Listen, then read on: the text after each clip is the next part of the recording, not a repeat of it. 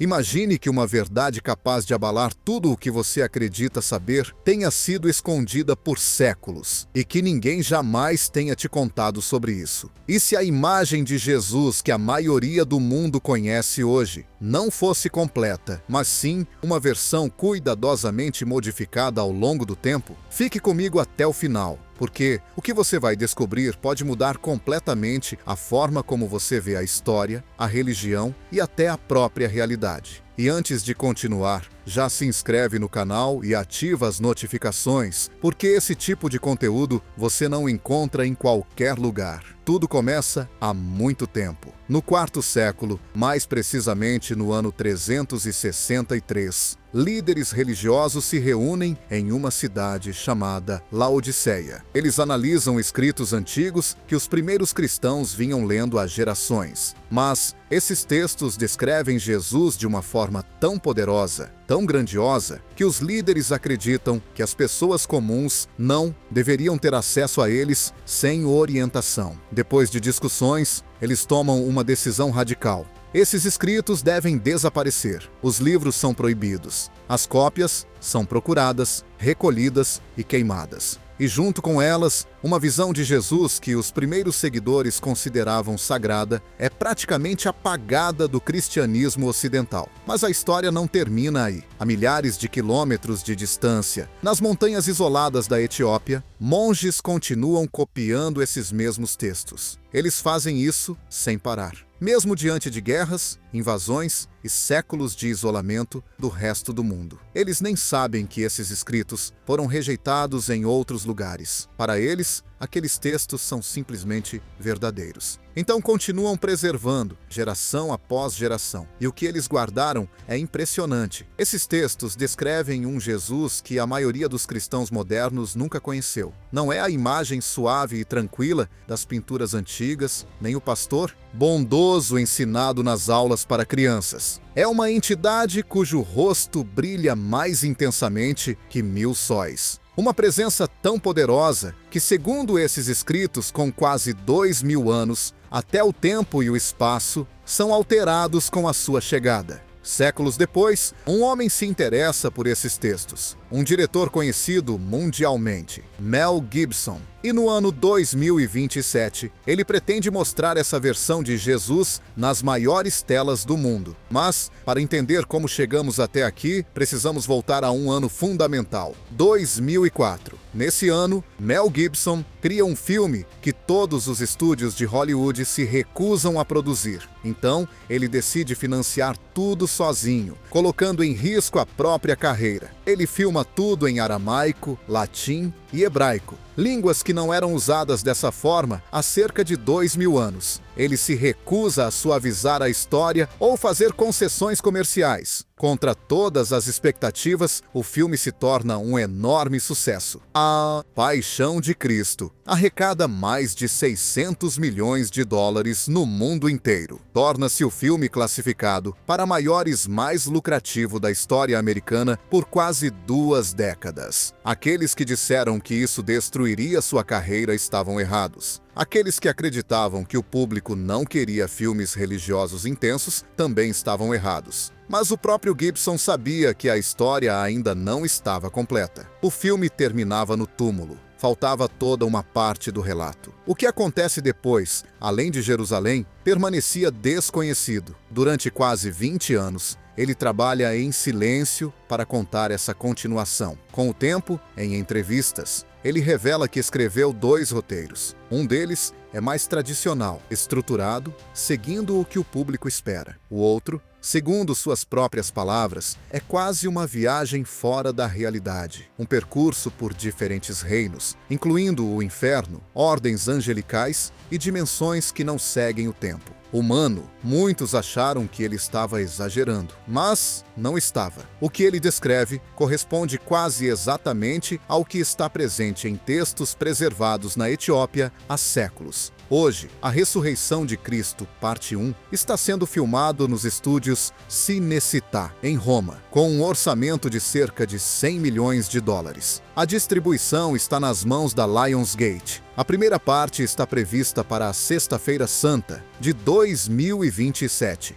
e a segunda, 40 dias depois, no dia da Ascensão. Até as datas têm um significado simbólico. Os roteiros são mantidos em segredo absoluto. Durante o mercado de cinema americano, compradores internacionais foram informados de que não poderiam ler os roteiros antes de fechar os acordos. Em uma indústria onde tudo costuma ser analisado em detalhe, Gibson conseguiu convencer investidores apenas com sua reputação. Ele confirmou apenas alguns pontos. O filme começará antes do nascimento de Cristo, mostrando a queda dos anjos. Vai explorar dimensões nunca vistas em filmes bíblicos ocidentais. E mais importante, ele afirma que a ressurreição não pode ser mostrada como um evento linear, porque acontece ao mesmo tempo em diferentes níveis da realidade. E é aqui que tudo fica ainda mais interessante. Porque, se você entender o que a Bíblia etíope contém, suas descrições da criação, dos 7 céus e da jornada de Cristo através de cada um deles, você não vai mais se perguntar de onde Gibson tirou essas ideias. Você vai se perguntar como ele conseguiu descobrir isso. A maioria das pessoas no Ocidente nunca ouviu falar da Igreja Ortodoxa Etíope Tewahedo. E ainda assim, ela é uma das tradições cristãs mais antigas do mundo. Essa fé se desenvolveu longe de Roma e Constantinopla, escrita em uma língua antiga chamada ge'ez. Ela evoluiu de forma independente, sem influência dos concílios ocidentais. Quando o Império Romano começou a controlar o que os cristãos podiam acreditar e ler,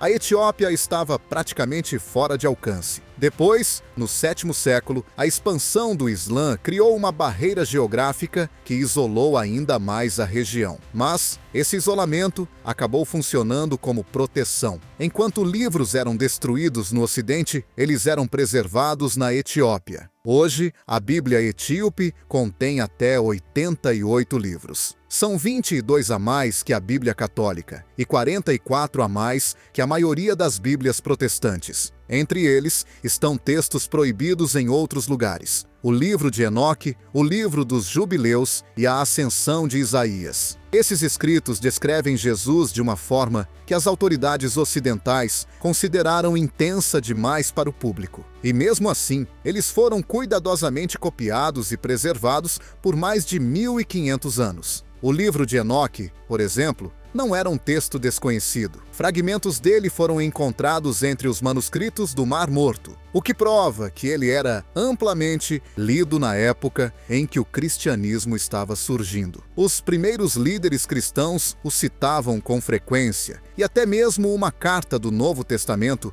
faz referência a ele como uma profecia verdadeira. Mas, depois do Concílio de Laodiceia, esse livro foi praticamente apagado do mundo ocidental por cerca de 1700 anos. E o que ele descreve é impressionante. Enoque fala de uma figura chamada Filho do Homem, o escolhido, o juiz justo. Seus cabelos são brancos como a lã, e seu rosto emite uma luz impossível de descrever. Ele está sentado no centro de uma corte celestial, cercado por rios de fogo. Anjos poderosos, que existem desde antes da criação do mundo, se curvam diante dele. Agora, compara isso com uma das poucas descrições que permaneceram na tradição ocidental, o livro do Apocalipse. Lá também encontramos uma imagem quase idêntica. Isso não é coincidência. Especialistas em textos antigos concordam que o autor do Apocalipse utilizou diretamente ideias dessa tradição mais antiga. Uma tradição que mais tarde foi proibida, eliminada e substituída por algo mais controlado. Mas, na Etiópia, ela nunca desapareceu. Durante 15 séculos, os cristãos etíopes enxergaram Jesus de uma forma completamente diferente da maioria do mundo. E isso levanta uma questão importante. Muitas pessoas acreditam que esses textos foram proibidos simplesmente porque eram considerados incorretos ou heréticos. Como se a igreja primitiva tivesse analisado tudo com cuidado e tomado uma decisão puramente espiritual. Mas não foi isso que aconteceu. Quando você observa o que esses escritos realmente ensinam, começa a perceber por que eles foram considerados perigosos. Esses textos não são apenas visões simbólicas ou histórias impressionantes. Eles trazem uma mensagem central que muda completamente a relação entre o ser humano e o divino. De acordo com esses escritos, a conexão com Deus é direta. Ela não depende de sacerdotes, de rituais obrigatórios ou de estruturas organizadas. Não exige intermediários. Não envolve pagamento, troca ou sistema. É uma experiência imediata, pessoal e interna. Na tradição etíope, algumas palavras atribuídas ao Cristo foram preservadas ao longo dos séculos. Elas afirmam algo profundamente impactante. O ser humano não é feito de pó, mas de luz. O reino de Deus não está fora, mas dentro de cada pessoa. A salvação não é uma negociação, mas um despertar. Pensa nisso com calma. Se cada pessoa já possui dentro de si uma centelha divina, se o acesso a Deus é direto, então qual seria o papel de uma instituição que controla esse acesso? Como um sistema baseado em autoridade religiosa, rituais obrigatórios e até mesmo práticas de perdão condicionado poderia continuar existindo se todos entendessem isso? Ele não poderia. E é exatamente por isso que essas ideias foram afastadas. Com o tempo, a imagem de um Cristo cósmico, poderoso, que afirma que cada ser humano carrega algo divino, foi sendo substituída por uma figura mais suave, mais controlável, mais compatível com estruturas organizadas. Uma imagem que pode ser ensinada, enquadrada e replicada com facilidade. Mas, na Etiópia, essa transformação nunca aconteceu. Os monges continuaram copiando os textos originais sem interrupção. E entre esses textos, um dos mais extraordinários é a Ascensão de Isaías. Esse escrito foi produzido entre o final do primeiro século e o início do segundo, muito próximo do período em que os textos do Novo Testamento estavam sendo escritos. E ele apresenta uma visão da realidade completamente diferente do que a maioria das pessoas imagina. Segundo esse texto, existem vários céus, cada um mais impressionante que o outro. O primeiro céu é habitado por anjos que supervisionam os acontecimentos da terra. O segundo revela as estrelas e os corpos celestes em movimento. O terceiro é descrito como um paraíso, com a árvore da vida, portões de fogo vivo e um solo feito de luz. Mas isso é apenas o começo. À medida que se sobe, os níveis se tornam cada vez mais intensos, mais complexos, mais difíceis de compreender. No sexto céu, a experiência já seria insuportável para um ser humano. E o sétimo céu está além de qualquer descrição. É um nível de existência tão poderoso que nenhuma criatura consegue suportar sua presença completa. É a partir desse sétimo céu que o Cristo desce. E o mais fascinante é a forma como essa descida acontece. Em cada nível que ele atravessa, ele reduz deliberadamente sua glória. Ele diminui sua luz. Ele adapta sua aparência para se parecer com os seres daquele nível. Em um céu, ele se apresenta como um anjo entre anjos. Em outro, como um ser celestial entre outros seres celestiais. Não porque ele seja menor, mas porque sua verdadeira forma é intensa demais. Se ele revelasse sua natureza completa em qualquer momento dessa descida, a própria existência não suportaria. E então, finalmente, ele chega à Terra como um bebê. De acordo com esses textos, toda a criação testemunha esse evento. Cada nível da realidade observa o que está acontecendo, mas quase ninguém compreende o que realmente está diante deles. Agora volta a pensar no que Mel Gibson disse. Ele afirmou que o filme precisava começar antes do nascimento de Cristo, com a queda dos anjos. Disse também que a ressurreição não poderia ser mostrada de forma linear, porque acontece ao mesmo tempo em diferentes dimensões. Isso não é uma ideia inventada, é exatamente o que está descrito na Ascensão de Isaías. Se você entrar hoje em uma igreja ortodoxa etíope, vai perceber imediatamente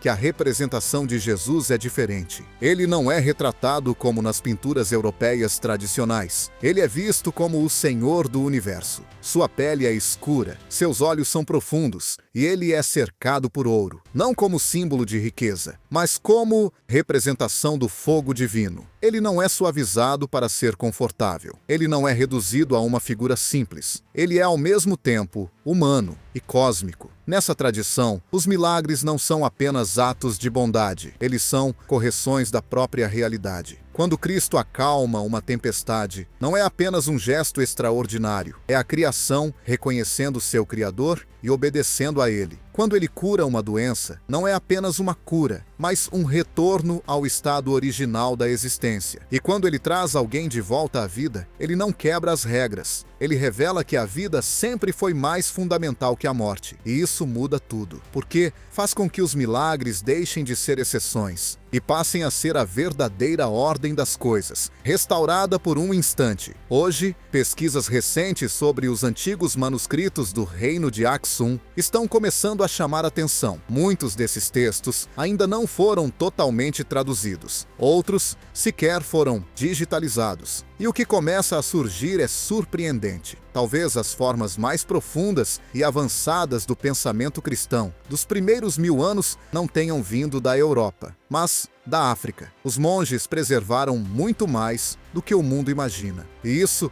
nos leva a uma pergunta inevitável. A imagem de Jesus que a maioria das pessoas conhece hoje é realmente baseada nas fontes mais antigas? Ou será que ela é o resultado de uma seleção, de uma filtragem, de uma transformação ao longo do tempo? Os primeiros cristãos liam certos textos, os primeiros líderes os citavam, e depois, em algum momento, foi dito para parar. Mas, na Etiópia, ninguém nunca disse isso, e por mais de 1500 anos, uma versão diferente dessa história continuou viva, preservada no silêncio. E é exatamente neste ponto que tudo ganha uma profundidade ainda maior. Porque, quando juntamos todas essas peças, os textos antigos, as decisões tomadas há séculos, os manuscritos, preservados nas montanhas da Etiópia, surge uma imagem completamente diferente. Uma imagem que não se parece com aquela que a maioria das pessoas aprendeu a conhecer. Para os primeiros crentes, Jesus não era apenas um mestre ou um guia espiritual. Era uma presença cósmica, uma força que atravessa todas as dimensões da existência. Um ser que não está limitado a um único momento no tempo, mas que atua simultaneamente em todos os níveis da realidade. E segundo esses escritos, a ressurreição não foi apenas um evento em um lugar específico. Foi uma explosão de luz que se espalhou por toda a criação, tocando cada dimensão ao mesmo tempo. É exatamente essa visão que Mel Gibson tenta trazer para o cinema. Um projeto ambicioso, arriscado, mas baseado em uma tradição que o mundo quase esqueceu. E o mais impressionante é que os monges que copiaram esses textos por mais de 1500 anos jamais imaginaram que no futuro alguém tentaria revelar isso ao mundo inteiro. Eles não buscavam fama, nem queriam provocar debates. Eles apenas preservaram aquilo que acreditavam ser sagrado. E agora fica uma última pergunta. Se apenas um desses livros já foi capaz de mudar a forma como entendemos essa história, quantos outros segredos ainda permanecem escondidos em manuscritos nunca traduzidos? Quantas verdades ainda estão esperando para serem descobertas? E, mais importante de tudo, será que estamos realmente prontos para compreendê-las? Se essa história te fez pensar, não esquece de se inscrever, deixar o like e compartilhar, porque isso pode ser só o começo